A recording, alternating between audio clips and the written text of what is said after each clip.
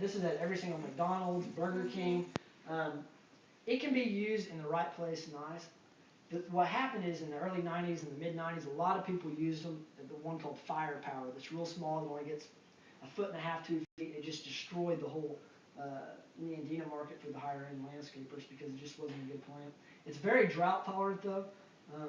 This is one of the few plants that you could probably light on fire with a lighter though. It has a very oily leaf to it.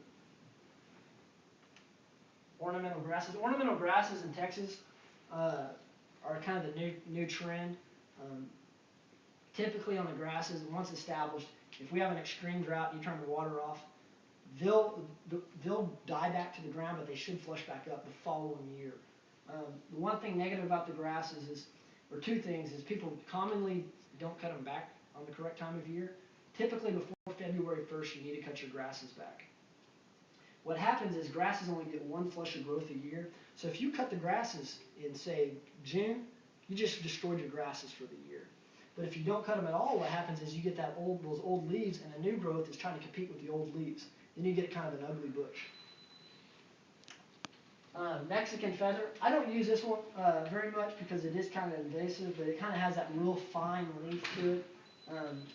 It's really good at mass plantings, like alongside highways, or if you have a big area in your garden that you're just kind of wanting a naturalized area.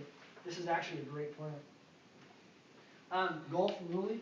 This is a great plant, and if you can get it in groups of 5 or 10 or even more than that, about August, mid-August, it produces a flush of flowers. And you can see the flowers almost looks like a pink haze. And the great thing about this is, if you're looking at it from a distance, say 100 feet, it almost looks like a cloud of green, or excuse me, a cloud of pink is kind of hovering over your garden.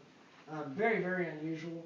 There's also a variety that gets a little bit taller, but typically in the average landscape, the Gulf variety is a little bit better. Miscanthus grass.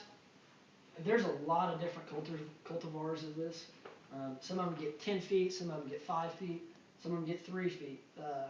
A good variety for this is called Adagio. And that's a really good plant. It has a nice seed plume to it. You know, I'm a big fan of the grasses because in your landscape, not only should you have the complement of colors, but the complement of textures.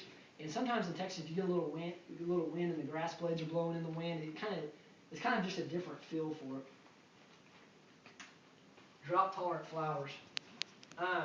This one's a native Indian blanket flower, Millardia exgranifolia. You see a lot of this in the fields. You'll see some red and some yellows. This is a great plant. I try to get this on every single one of my landscapes.